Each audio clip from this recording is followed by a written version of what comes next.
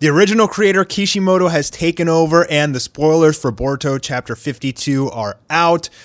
Oh boy, Naruto fighting in his final form. We get to see it in action a little bit in these spoiler pages. We have about 8 or 9 pages here to talk about, and this is absolutely crazy. So let's jump in.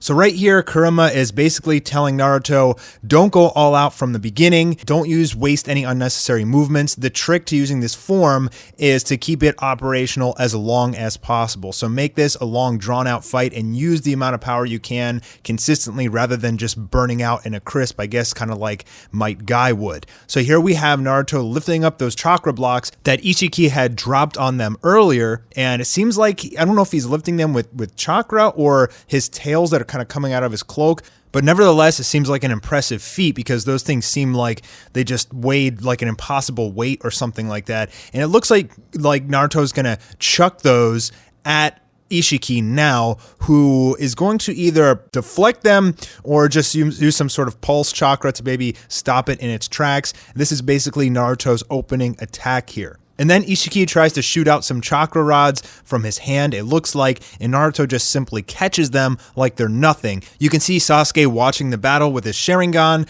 He has not contributed at all, at least we haven't seen any from the spoiler pages. He's basically down and out right now. I mean, he got smacked around by Isshiki, and I don't think he's fighting in this chapter. So it appears that Naruto is going to be fighting mainly in this battle with Taijutsu. It looks to be a very back and forth combat here. Basically, chakra techniques don't really work on Isshiki.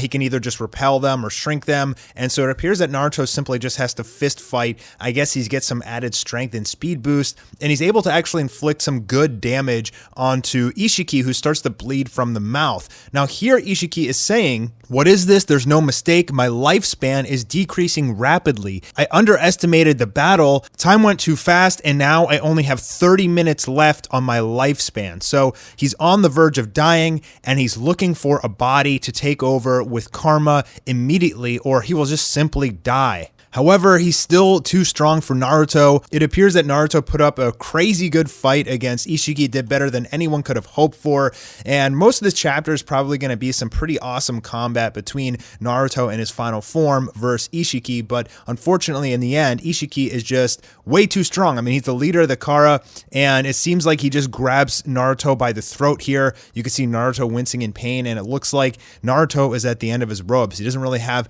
many other options, and even though he's beaten and battered and bloody, he still got the best of Naruto, unfortunately. And then basically we get a little flashback here of when Kurama is explaining the form to Naruto, what this form actually is. And basically he's saying it's basically nuclear fusion, which is how the energy is produced in the sun. And Naruto says, nuclear fusion? What's that?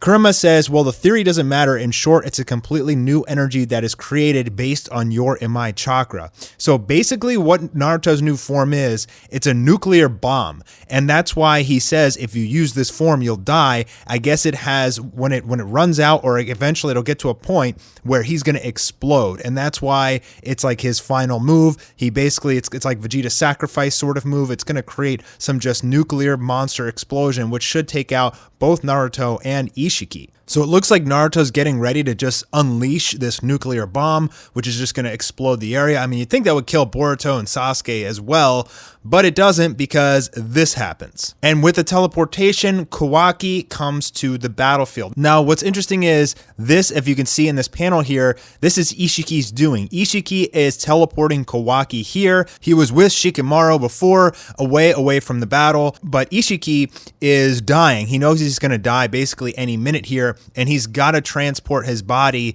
into Kawaki ASAP, or he won't even be able to finish this battle with Naruto. Now, the way that Isshiki was able to find Kawaki is because Kawaki had sacrificed his arm to protect Naruto in an earlier chapter, and Naruto gave Kawaki this prosthetic arm, which he infused with his chakra.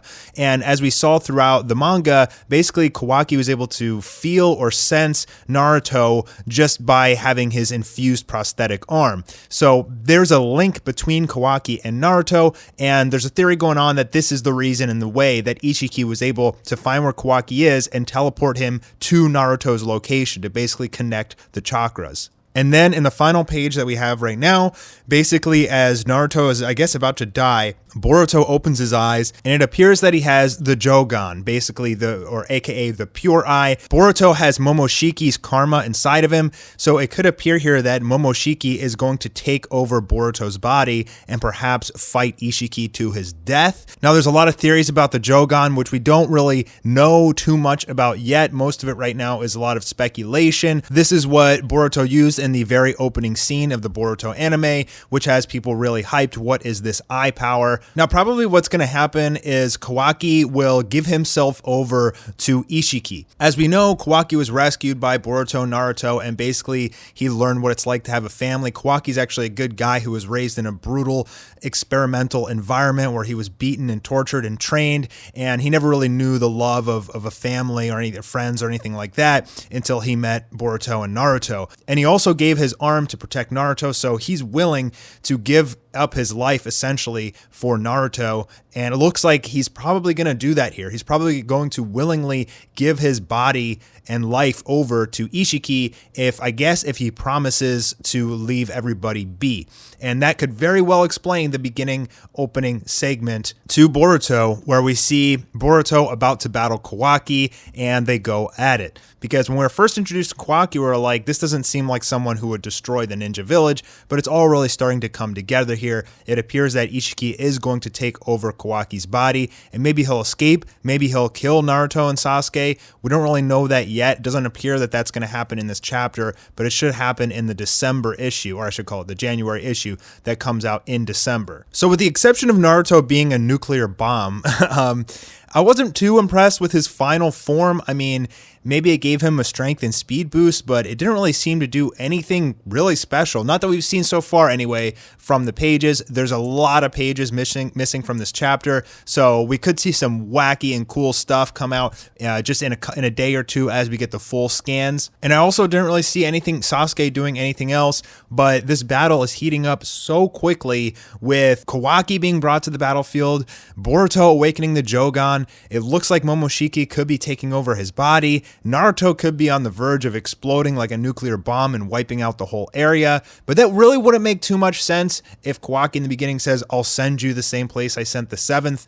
I mean, if Naruto self-destructs, I mean, then Isshiki isn't sending Naruto anywhere. He's not even killing him. That's Naruto essentially just axing himself. So I don't think Naruto is going to die yet. I think Naruto still probably has some fight in him or a couple tricks up his sleeve. But I think it's very possible that this is the way that Naruto and Sasuke both die, because Naruto is apparently gone in the beginning of the anime and Boruto is wearing Sasuke's cloak, it looks like. So this is reaching the climax of this arc, it appears, and the climax of this battle. I can't wait to see more pages. Make sure you guys subscribe with notifications enabled. I will be making more videos on both the Boruto chapter and Dragon Ball Super this week. It's like Christmas for us anime YouTubers. I'll see you guys soon for the next video. Don't miss it.